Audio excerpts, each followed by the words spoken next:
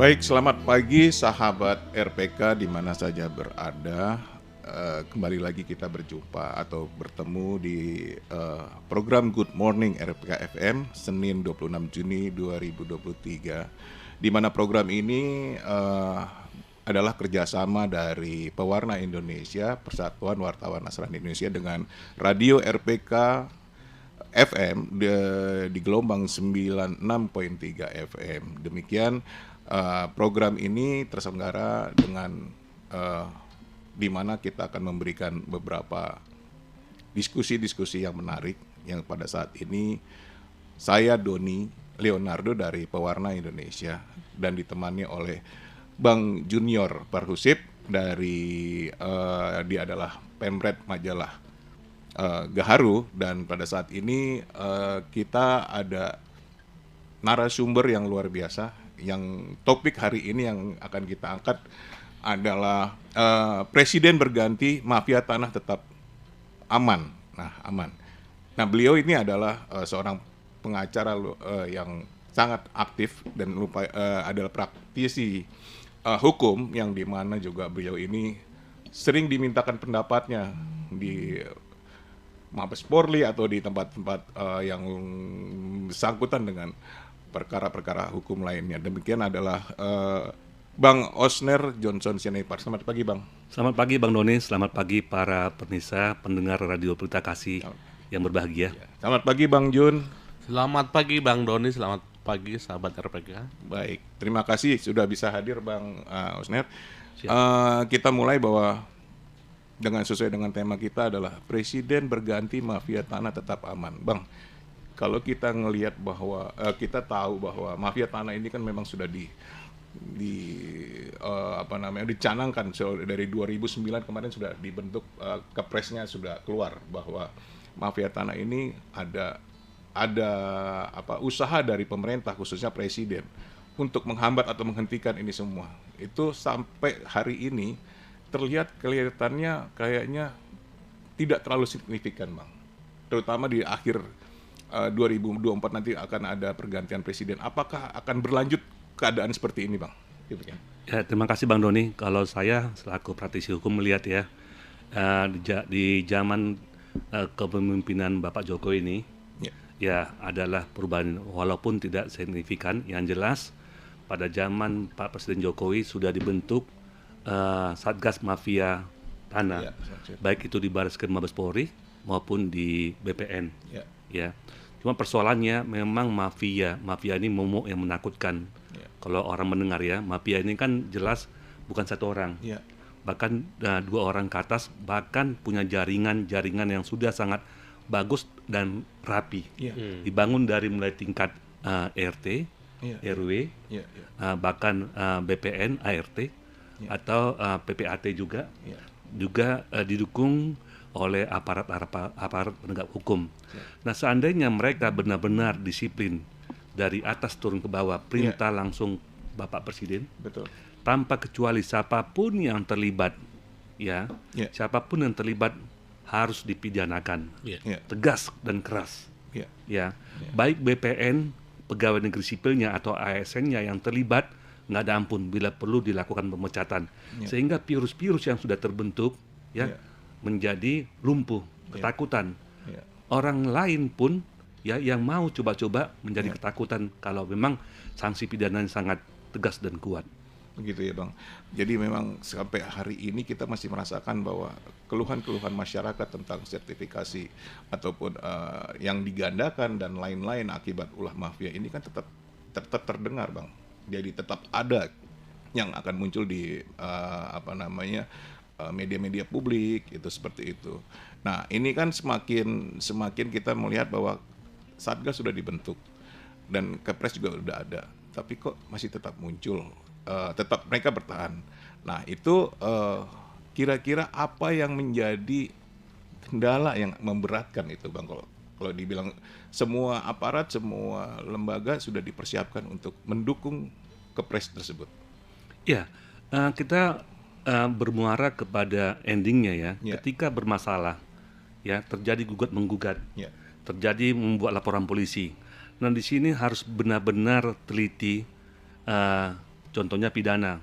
Kepolisian melihat siapa sih sebetulnya pemiliknya. Ya. Kalau memang ada 2 sertifikat, ya bisa diajukan lab. Ya. Ya, sertifikat mana?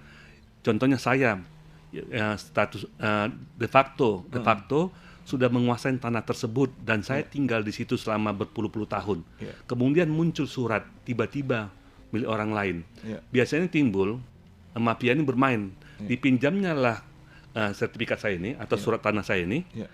Kemudian mereka langsung bermain merubah dari atas nama saya ke atas nama orang lain. Ya. Nah, di sini penegak hukum harus bisa melihat, contohnya polisi, ya, jangan hanya melihat oh ini asli, ya, Ya. ini udah sertifikat sementara ini belum sertifikat, Ya. kalalah yang tidak sertifikat, Ya. jangan dong, Ya. kan ada dilihat secara de facto dan de jure, Iya. ya de facto saya sudah menguasai cukup lama, Iya. walaupun surat saya sebetulnya belum sertifikat, Iya. ya dong. Iya. Nah, kemudian kalau sampai nanti ke pengadilan, Mm-mm. ya hakim benar-benar berdasarkan keyakinan hakim, Mm-mm. ya harus tegas hakim.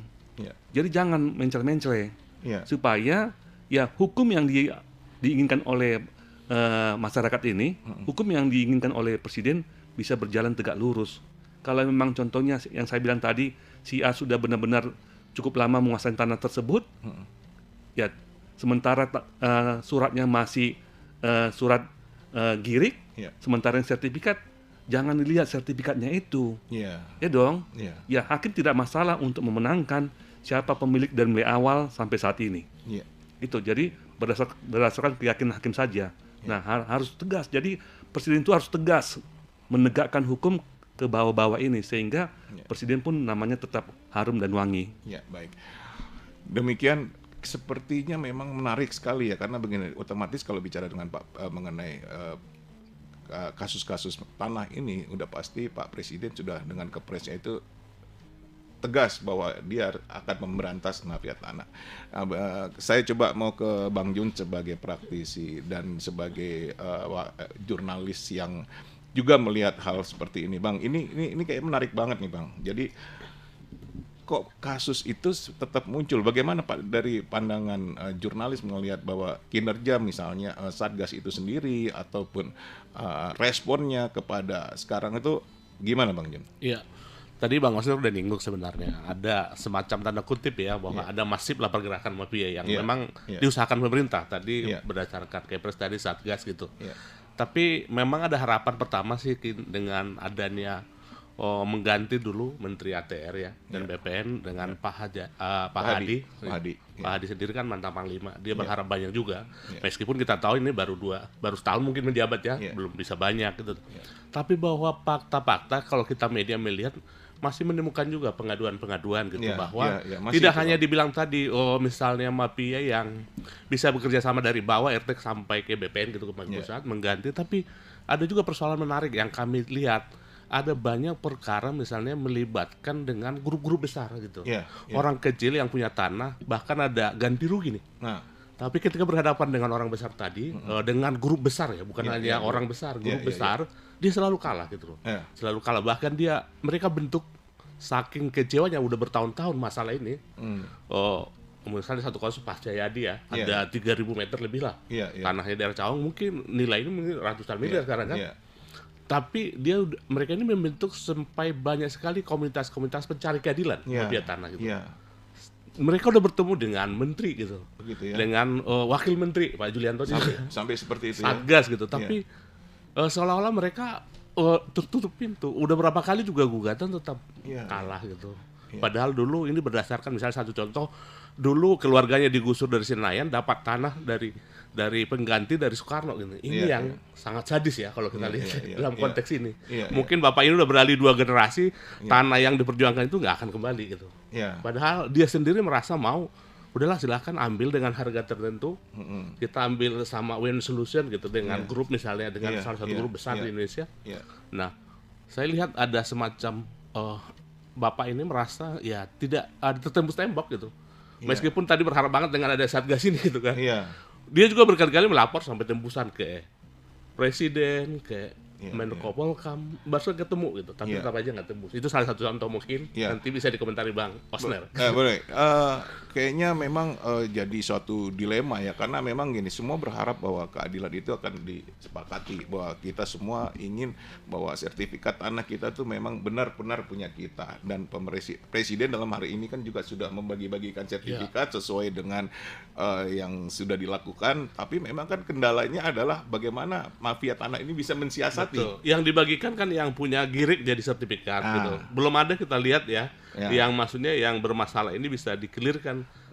Paling tidak belum diungkap ya. Mungkin ada Bang Osner. Itu kan ada tapi prosesnya. Belum diungkap proses. Dan ini kan di dalam proses inilah yang akan kita harus coba kita kembangkan gitu. Bagaimana kita baik, sementara menarik sekali ya, nanti mungkin kita akan jeda dulu, tapi sahabat RPK juga bisa berpartisipasi untuk menelpon, untuk ikut berdiskusi dengan kami di studio melalui telepon 021 8444 atau SMS atau WA ke 0815 1800444. Silakan, kami tunggu interaksi kita untuk dengan studio supaya kita bisa sama-sama mengerti.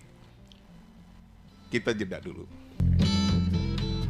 Oke, kembali lagi sahabat RPK, kita teruskan diskusi kita di studio tentang presiden berganti, mafia tanah tetap berjalan terus. Bang, ini kasus-kasus mafia tanah ini kan memang sudah belakangan ini, bukan sudah tapi bertahan, dan mungkin akan ada muncul kasus-kasus lain yang baru. Sementara Satgas sudah terbentuk dan kepres mengenai mafia tanah juga sudah ada. Contoh Bang, ini salah satunya mungkin tanah yang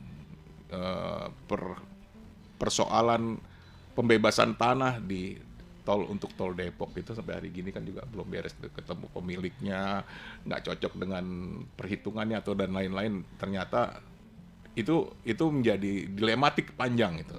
Nah ini kenapa bisa sampai seperti itu begitu lama? Padahal kan memang sebenarnya nggak terlalu sulit kalau memang mau kita bicara sesuai dengan kepres yang berlaku, dilakukan tindakan gitu Bang ya. Kayak gitu gimana Bang? Iya, terima kasih Bang Doni. Ya kita tahu ya, dari mulai dulu sampai sekarang demi kepentingan umum, kita harus dahulukan, kita harus laksanakan. Mungkin dari salah satu pemilik tanah atau pemilik lahan tersebut ada yang keberatan soal ganti rugi. Sebetulnya zaman dulu ganti rugi, kalau sekarang saya lihat udah ganti untung. Ganti untung, iya. Iya benar loh. Ya, pembayaran pembebasan tanah itu udah cukup mahal dinilai oleh pemerintah. Nah tapi mungkin ada yang gosok-gosokin ya, supaya katakanlah dari 200 orang yang tanahnya kena pembebasan lahan pembuatan tol. Tapi dari 200 orang ini contohnya Bang ya, Bang Doni. Dari 200 orang ini mungkin ada 5 keluarga atau 5 orang yang tidak setuju. Ya. Nah, sementara ini kan ada rapat-rapat untuk menentukan berapa sih yang harus dibebaskan kepada pemilik tanah. Semua itu dihitung. Lahannya, pohon yang ada di situ pun kalau berbuah dihitung. Rumah bangunan yang berdiri pun dihitung juga sesuai dengan NJOP. Ya. Nah, di antara ini ada yang tidak mau menerima. Jadi kalau saya melihat, jangan gara-gara 1 orang atau 2 orang pembebasan jalan tol ini dihentikan. Karena ini demi kepentingan publik, demi kepentingan umum. Ya, bukan demi kepentingan perorangan. Nah, biasanya tetap berjalan dan uang kepada yang keberatan ini itu namanya konsignasi, dititipkan kepada pengadilan. Nah, suatu saat mereka mau mengambil uang itu ada. Jadi semua itu ada di pengadilan. Mungkin yang kasus peristiwa di Depok ini salah satunya dari sudut kacamata yang saya pandang atau saya lihat, ya salah satunya itu ada yang keberatan. Jadi ya pemerintah sih sebetulnya ya kalau sudah sesuai dengan harga ya, dan harga itu sudah di atas NJOP, ya saya rasa pemerintah tidak salah. Jadi memang kadang menjadi catatan buat kita semua. Mungkin gitu ya Bang Jun ya, bahwa betul. Ini masih di Jakarta atau nggak jauh-jauh dari ibu kota loh, dengan kasus-kasus yang masih sama. Apakah itu akan tidak mencoreng Bang Bang Jun, coba mengenai itu. Ya, mungkin apa yang dijelaskan tadi Bang Osner sebenarnya benar, fakta seperti itu yang terjadi. Mungkin di Bekasi yang jalan road lingkar juga lagi maksudnya sama kan sebenarnya. Tapi tidak ada alasan untuk kalau itu kepentingan umum gitu kan, memang setiap orang masyarakat harus merelakan dan terus diberikan ganti untung tadi gitu. Iya. Bahwa ada 1, 2, 3 orang seperti ini harusnya kan tidak menjadi membuat yang lain juga tidak rela gitu. Tapi saya ingin sedikit ke arah sebelumnya gitu. Yang saya mungkin perlu ke depan diingatkan mungkin kita dari segi media bahwa setiap ada pengerjaan tol, rencana, planningnya gitu Bang, jangan dibuka di publik karena mafia itu bermain di situ gitu loh. Jadi jangan gitu loh. Yang masalah yang melawan ini gitu kan, bukan masyarakat loh. Mereka membeli tanah, contoh kita misalnya ada kawasan perumahan, tol gitu. Udah ada planning ya kan jangka panjangnya gitu. Nah, main di situ beli tanah mereka kuat dan berani melawan pemerintah. Ada kasus seperti itu yang kita lihat juga sebenarnya. Jadi bukan warga kecil yang ini, tapi ada pendatang lain yang membeli tiba-tiba tanah di situ. Ketika 5 tahun kemudian dibuka tolnya, mereka ini udah berbiasa berlawanan dengan pemerintah untuk mencari nilai lebih tambah gitu. Itu yang ada kasus yang mungkin kita lihat yang jadi kendala juga itu ketika diungkap ke publik ya seolah-olah semua masyarakat dirugikan gitu. Mungkin Bang Osder dari gitu Bang, mungkin ada tanggapan Bang untuk ya masuk akal apa yang disampaikan oleh Bang Junior tadi ya. Artinya bukan murni lagi nih pemilik tanah yang sebenarnya. Cuma ketika ada isu mau terjadi pembebasan tanah, ya oknum-oknum ataupun yang merasa punya duit membeli lahan tersebut dengan harga murah. Nah, tapi maksudnya suatu saat dia akan ya mau melakukan perlawanan supaya bergening dari pemerintah itu khusus untuk dia ya kan diperhatikan dengan harga mahal tanpa diketahui orang lain. Saya sepakat dengan yang disampaikan oleh Bang Junior tadi, ketika mau ada pembebasan ya keep silent lah ya, nggak usah terlalu di expose di publik supaya ya murni pemerintah juga bisa bersinergi kerjasama dengan pemilik tanah yang sebenarnya. Nah itu. Ya jadi kalau kita mau melihat secara mafia tanahnya sendiri dan harapan dari masyarakat tentang bagaimana pemerintah bisa mengatasi ini kayaknya masih agak panjang jalannya Bang ya, karena ya bicaralah bahwa seseorang ini pasti akan ada muncul pemikiran itu nggak murni dari dia, yang ada istilahnya dipengaruhi oleh dari pihak luar di mana seperti yang kayak tadi dibilang bahwa mereka akan minta harga lebih tinggi padahal sudah komitmen pemerintah sekarang itu mengganti untung bukan mengganti rugi, begitu Bang ya. Nah kemudian ini kita baca dulu ada di WA ya, baik. Oke, dari YouTube ya, dari komentar dari YouTube bahwa kisah Bang Junior tuh mirip cerita tanah kami di Sei Kambing Bean Neti Boru Samosir yang beralih tanah karena mafia tanah di Medan. Bersindikat dengan oknum notaris, oknum kelurahan, oknum polisi, berkas hilang, oknum pengadilan, termasuk oknum hakim di pengadilan negeri Medan, pengusaha hitam di Medan tidak pernah bisa disentuh oleh aparat penegak hukum. Pengusaha dengan banyak alasan atau dengan banyak alias atau nama lain seperti Pak Raden lah kerap dengan alasan di Singapura dan dipanggil dan pada saat dipanggil. Nah ini Bang kayak gini ini sekarang memang banyak terjadi Bang. Jadi sulit masyarakat itu memperoleh keadilan untuk boleh mendapatkan haknya dia walaupun jelas-jelas dia adalah si pemilik. Dengan contoh kayak ibu ini ya Ibu Neti ini. Seperti itu Bang.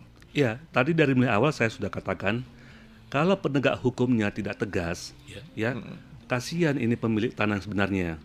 Mafia ini yang lebih dominan menguasain. Namanya sudah mafia, dia memiliki segalanya, memiliki uang, memiliki kedekatan dengan aparat penegak hukum, Nah, jadi kalau contohnya Bu Neti Boru Samosir, ketika permasalahan ini masih di kepolisian, jangan segan-segan untuk langsung melapor ke Paminal ataupun ke Propam bahwa kinerja polisi di sini lamban, tidak benar, berpihak kepada seseorang. Nah, jadi Propam pun ya bisa memanggil, melihat kebenarannya. Nah, demikian juga kalau sampai pengadilan seperti yang saya bilang tadi, ya hakim itu harus tegas, fakta-fakta di lapangan, fakta-fakta dalam persidangan, bukti-bukti yang disajikan, ya harus mereka rapat sebelum mengambil keputusan. Nah, ketika hakim ini jelas, ya keberpihakannya jelas, ya pasti kan masyarakat ini ya memuji kinerja para penegak hukum ini. Nah, permasalahannya saat ini kadang-kadang yang kita dapatkan, kita temuin, ya penegak hukum ini ketika mohon maaf ini pelapornya orang-orang biasa lamban untuk direspon ataupun dijalankan. Tapi ketika tanda kutip ada di baliknya permainan-permainan cepat sekali. Ini bukan rahasia umum lagi, sudah bisa kita lihat kok. Ada yang lambat, ada yang bisa cepat. Kenapa?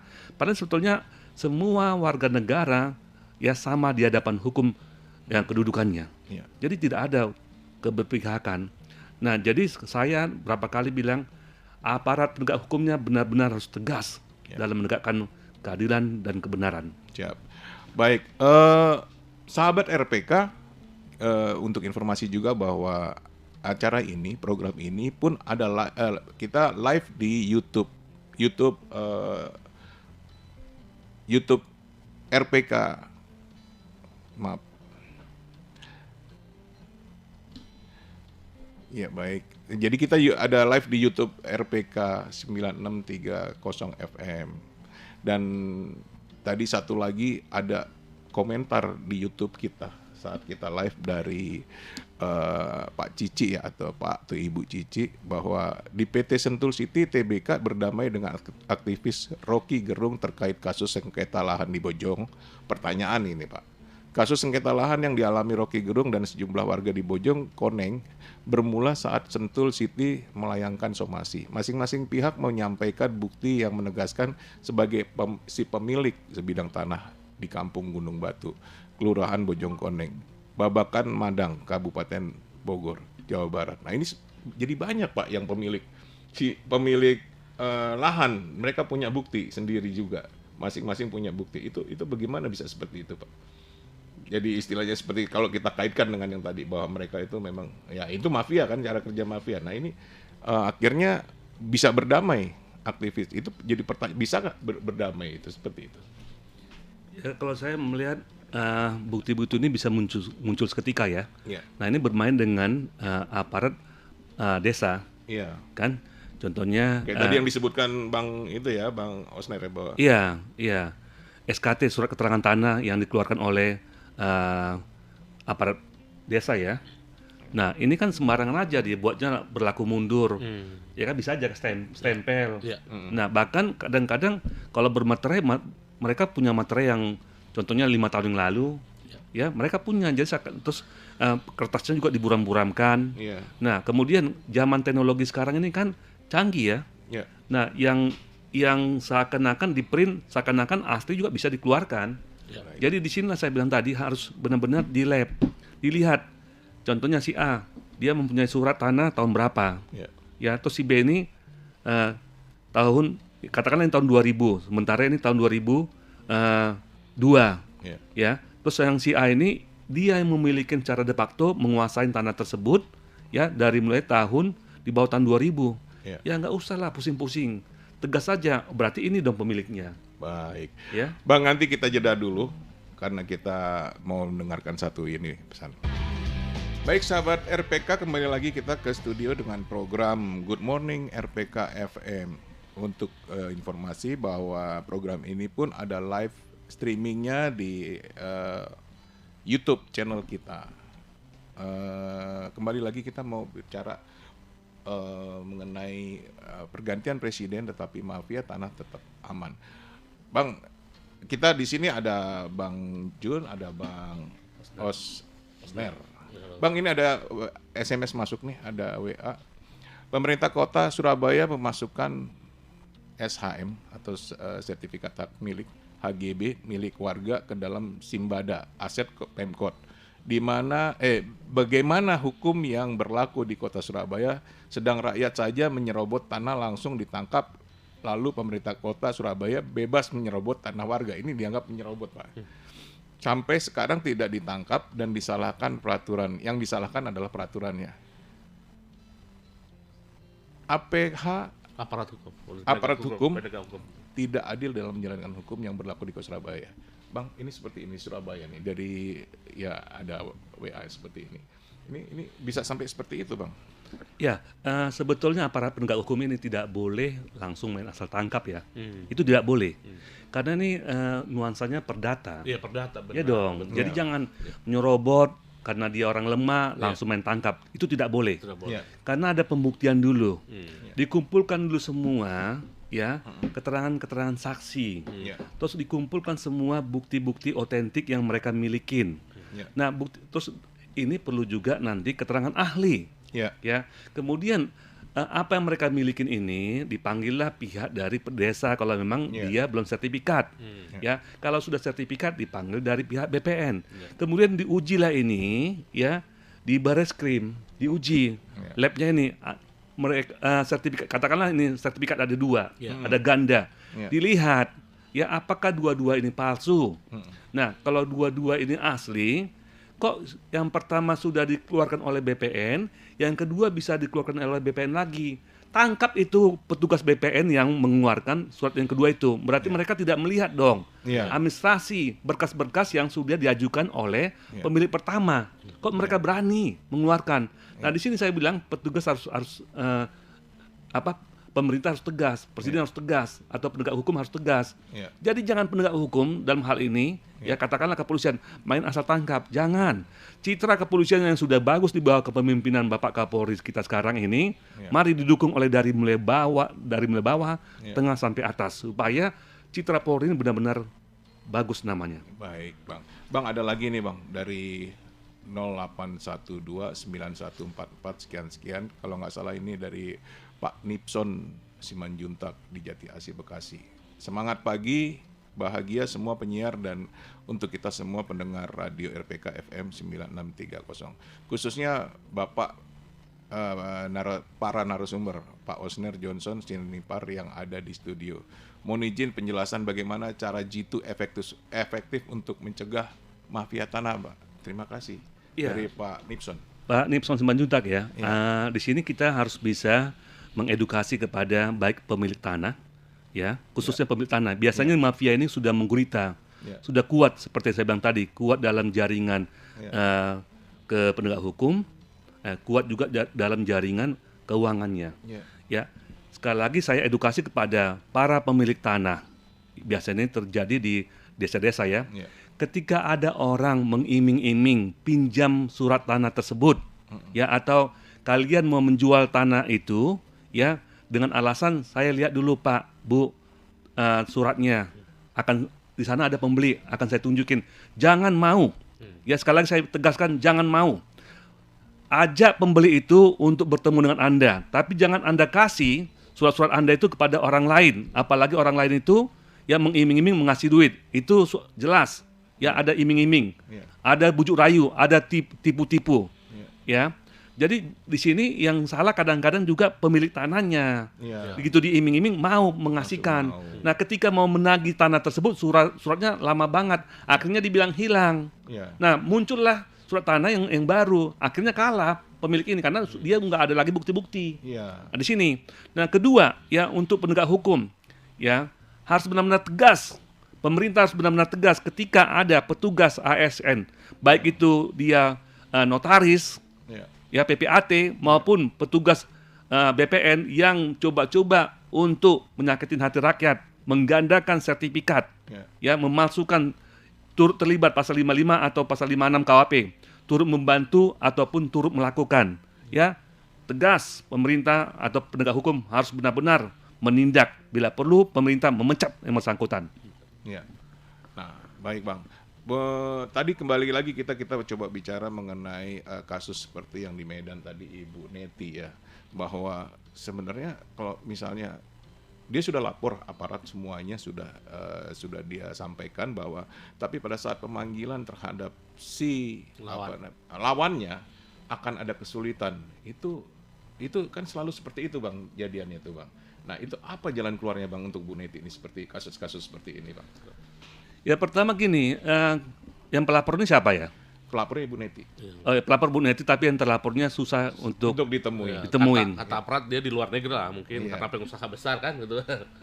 Iya, begini, kan ada ya SOP-nya, ada prosedurnya. Dalam penanganan perkara ini pun ada biaya penanganan perkara yang dikucurkan oleh negara. Ada, ya. Nah, pertama kalau dipanggil yang terlapor tidak datang berturut-turut, ya sudah, berarti mereka takut. Ya kenapa mereka sudah dilaporkan nggak datang? Ya dong.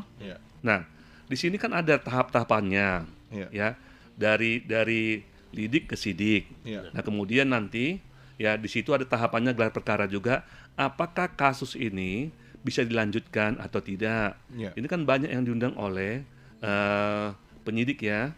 Nah kemudian ya penyidik juga bisa memanggil paksa. Bisa Bang ya? Ya dong, bisa memanggil paksa. Ya, contohnya dia masih saksi, memanggil paksa 2 kali berturut-turut tidak dipanggil, ya panggil paksa aja. Ya dong.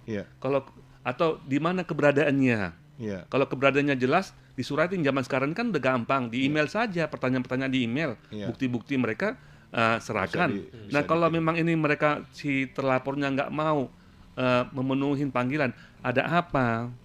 Penyidik atau penegak hukum harus tegas supaya namanya tetap tidak tercoreng. Baik bang, itu memang sudah jadi kebanyakan kasus itu seperti itu. Nah, kita ambil contoh kembali lagi nih, Bang Jun, boleh kita nggak minta pendapatnya bang? Kasusnya yang kayak Pak Rocky Gerung. Nah ini kan kasus ini sudut pandangnya jurnalis juga. Jurnalis itu kita ngelihatnya bagaimana tuh bang? Ya tadi memang menarik tadi Bang Osner sudah buka terkait pertanyaan bagaimana mencegah mafia tanah gitu. Tadi udah dibuka ada satu, agar setiap pemilik tanah jangan mudah memberikan sertifikat. Ataupun kampa apapun imung-imungnya gitu. Yang kedua tadi bagaimana aparat tegas gitu lah. Nah saya mau tambahkan satu poin yang ketiga nih, berkaitan dengan pertanyaan tadi, bahwa memang ada satu kekuatan yang terbukti tadi Rocky Gerung juga udah mengalami, gitu, bahwa ada kekuatan media massa gitu loh. Jadi semua orang pencari keadilan terkait dengan ketidakadilan dengan tanahnya dia nggak usah ragu gitu, misalnya menghubungi media untuk memblow up, untuk membuka kasusnya gitu, sehingga ketika diangkat ke permukaan, kemungkinan kalau ini benar-benar tanahnya akan ada keberpihakan, ada massa juga, ada yang mendukung gitu. Aparat juga akan dengan sendirinya berhati-hati menangani. Dalam kajian Rocky Gerung kan kita tahu bahwa ketika sebelum di blow up media, dia agak rawan bisa diambil alih loh sama ini kan. Tapi ketika di blow up gitu dan kebetulan dia publik figur ya, akhirnya kan mereka ada jalan damai sampai sekarang. Kayaknya tanah itu nggak bisa digusur gitu kan, dan memang mungkin bagian dari pengembang itu sudah menerima keberadaannya gitu kan, berdamai lah ya itu dalam konteks itu yang dibojongkan kata Pak Cici tadi itu seperti itu. Jadi ya media juga berperan sih, nggak usah malu, mungkin orang-orang kecil yang tidak tahu bisa menghubungi juga media untuk itu bisa menyampaikan keluhannya atau permasalahan tentang satu mungkin peringatan jangan dibuat di medsos, karena nanti ada ini Pak ya, kalau ada tuding menuding ada dampaknya undang-undang ITE. Lebih baik mengundang wartawan untuk kasusnya, dan tentu cari pengacara gitu loh kalau masih memungkinkan gitu kan. Siap gitu. Bang Jun, sebentar kita jeda dulu, kita akan mendengarkan satu pesan lagi sebentar.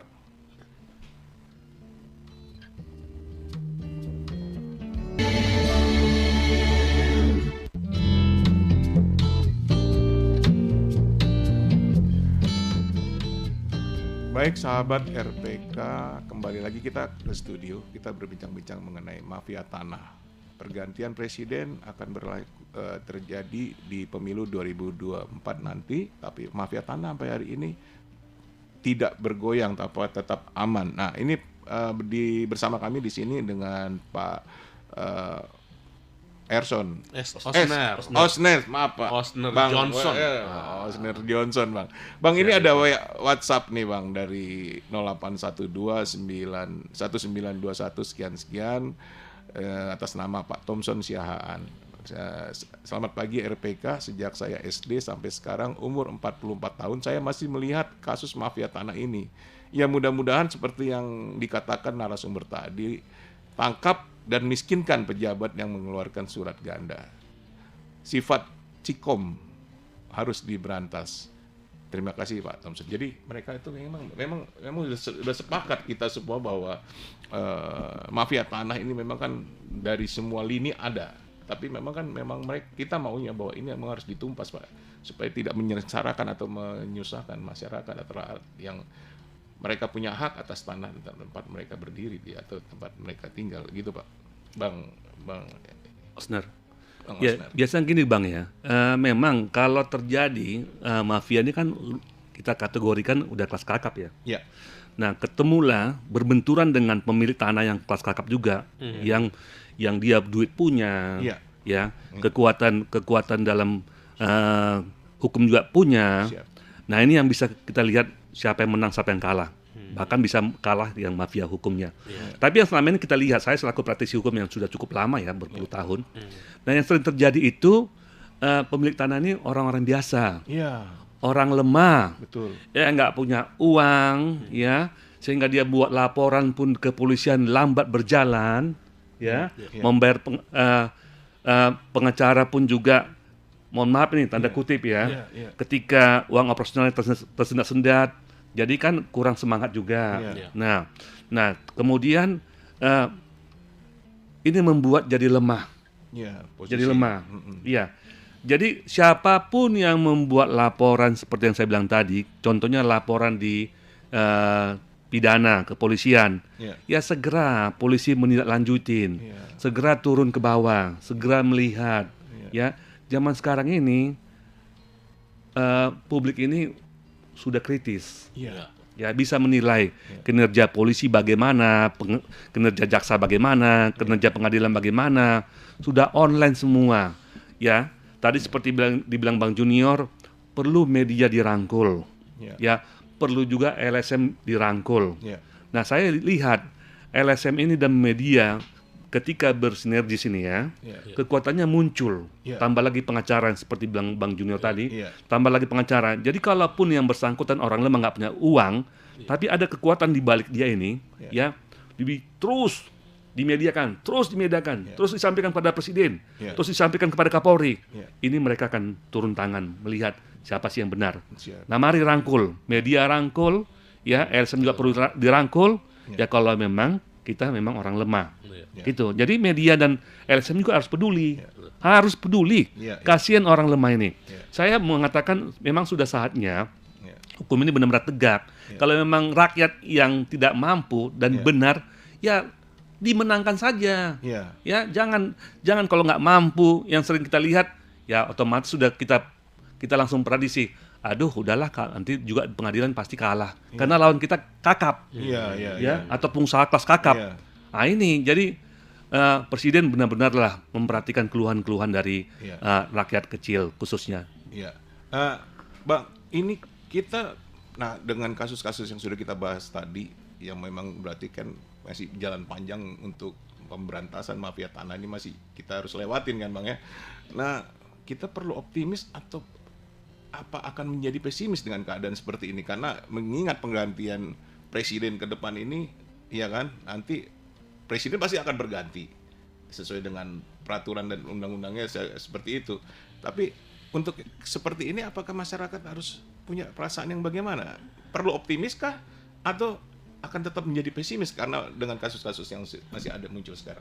Ya, terima kasih Bang. Kita selaku insan manusia ini ya harus diajarkan, harus ditetapkan dalam hidup kita, harus optimis dalam mengerjakan apapun. Betul. Sehingga ketika kita optimis itu nilai keberhasilan sudah kita miliki 50%. Tapi kalau kita pesimis, sudah malas-malasan, ini kita nilainya sudah menurun. Betul. Ya pokoknya kita harus optimis. Siapapun presidennya harus optimis. Saya melihat ya, jujur aja, dari presiden zaman dahulu sampai sekarang Pak Jokowi, ya memang ya Pak Jokowi ini lebih menonjol tentang perhatiannya. Contohnya, dulu saya nggak pernah mendengar dan melihat ada pembagian sertifikat gratis. Dulu memang ada pembagian tanah kepada imigrasi supaya lahan-lahan tidur itu dipergunakan. Tapi Pak Jokowi ini langsung realita memberikan sertifikat gratis kepada orang-orang lemah. Ya bagus ya. Semoga nanti pengganti Pak Presiden Jokowi juga lebih peduli lagi terhadap orang-orang yang tidak mampu, supaya ini mendongkrak PBB loh. Mendongkrak pemasukan. Pastinya. Ya dong, karena kalau dia belum mempunyai sertifikat kan PBB tidak berlaku. Betul. Nah, ketika Presiden Jokowi memberikan, tapi ada yang diambil inputnya kepada negara. Betul. Ya. Jadi sekali lagi saya imbau kepada pemerintah dan penegak hukum, kalau ada aparat-aparat ya baik itu ASN ataupun penegak hukum yang melakukan menyakitin hati rakyat, ya sementara rakyatnya benar seperti yang dibilang oleh Pak sahabat tadi itu dari Surabaya, dari Pak Jaya ya, tangkap ya, proses kalau di ASN bila perlu bukan hanya tangkap proses, tapi proses pemecatannya. Saya setuju banget supaya nggak timbul lagi virus-virus yang baru. Betul. Virus lamanya harus segera dimatikan. Betul. Baik, Bang. Luar biasa. Bang Jun mungkin ada yang mau disampaikan terakhir. Iya, apa yang dibilang Bang Osdar tadi benar sebenarnya. Yang di masa pemilihan Pak Jokowi itu kan ada kita lihat memang progres juga gitu. Tadi Satgas ada ini, ada pembagian bukan hanya sertifikat Bang, tapi ada juga hak wilayah dihargai, pembagian lahan-lahan adat ya terhadap masyarakat itu juga kita apresiasi. Tapi yang menarik buat saya sendiri sebenarnya terkait mafia ini, bagaimana ke depan memang presiden yang akan datang ini harus salah satu janji program juga memberantas ini gitu. Mungkin setuju. penting siapapun nanti yang terpilih yang kita lihat muncul 3 nama dalam kepresiden ke depan, paling tidak masyarakat Indonesia harus menuntut gitu loh. Bahwa salah satu indikator dia nanti berhasil, dia harus bisa menuntaskan ini. Tidak menuntaskan mungkin berat ya, tapi paling tidak ada progresnya mungkin meneruskan bahasanya ya bisa 70% lah gitu kan. Nggak tahu karena penilaian Pak Jokowi gimana Pak? Ada progresnya? Gimana Pak? Berapa persen kira-kira? Berapa persen ini akan diteruskan oleh yang sampai saat ini berhasil gitu Pak? Iya. Ya kalau yang penerus Pak Jokowi ini yang ada di otak saya ini, ya saya nggak usah sebut lah, nanti berkampanye terselubung lagi. Kalau yang ada di otak saya ini akan meneruskan kinerja Pak Jokowi. Karena Pak Jokowi ataupun partai-partai mendukung ini nggak mau dong, yang sudah bagus dibuat oleh Presiden Pak Jokowi nggak mau dirusak oleh penggantinya, ya. Jadi mereka akan berusaha juga penggantinya is the best, lebih bagus dari Pak Jokowi. Baik, jadi kita berharap semua bahwa mafia tanah ini memang nggak ingin segera kita tuntaskan masalahnya. Teman tidak semudah apa yang seperti kita bayangkan. Faktanya sampai hari ini memang kasus-kasus tanah itu sendiri juga masih muncul dan memang masih dalam proses, dan pemerintah sendiri memang cukup punya masalah dengan membereskan karena ini bersifat gurita ternyata di dalamnya ya kan Bang. Jadi kita berharap semua bahwa masyarakat tetap optimis untuk bisa melihat ke pemerintah bahwa pemerintah mampu untuk menyelesaikan masalah ini. Even walaupun nanti ke depannya pemerintah presiden dalam arti kata ini sebagai pemimpin negara akan berganti di tahun 2024. Pak, mungkin tambahan satu lagi Pak, statement terakhir Pak ini. Untuk ininya persiapan nanti penggantian presiden itu apa yang harusnya diteruskan? Mungkin Bapak punya saran untuk. Ya, pertama saya edukasi kepada pemilik tanah ya, jangan sekali-sekali menggadaikan surat tanahnya kepada orang yang tidak kenal, walaupun diiming-iming dikasih dengan nilai besar, karena ketika digadaikan nanti surat tersebut diganti, ya hilanglah riwayat harapanmu. Ya, kepada juga pemerintah ini, ya apa yang sudah dicanangkan, diprogramkan oleh Presiden kita saat ini Pak Jokowi, penggantinya nanti ya dilanjutkanlah kinerja Bapak Jokowi supaya rakyat ini merasa berbahagia atas kepemimpinan yang mereka percaya. Baik, Bang Jun, peran jurnalisnya Bang. Ya, buat jurnalis saya kira ya, jurnalis salah satu fungsi adalah ini kan pengawasan juga gitu. Nah, membela orang kecil juga gitu kan tugas utama. Maka media harus terbuka dengan orang-orang kecil yang meminta keadilan saya kira gitu ya. Itu yang kalau closing statement-nya sederhana aja ya. Kita harus tetap optimis sekalipun kelihatan mafia tetap langgeng di negeri ini gitu loh. Tapi usaha-usaha itu kan udah dilakukan pemerintah gitu kan. Dan menurut saya ya sama teman-teman tadi yang kirim ke sini ya kita harus lawan gitu loh. Kita harus lawan dan sampai masyarakat Indonesia merdeka dari mafia tanah gitu. Baik. Luar biasa Bang Jun di studio. Terima kasih Pak Osner bisa menyampaikan semua pendapatnya, membuat pencerahan bagi kita semua, khususnya buat sahabat RPK di mana saja berada. Terima kasih sudah bisa mengikuti acara kami ini, sehingga kita akan bertemu lagi di depan dengan acara yang sama. Terima kasih, Tuhan berkati.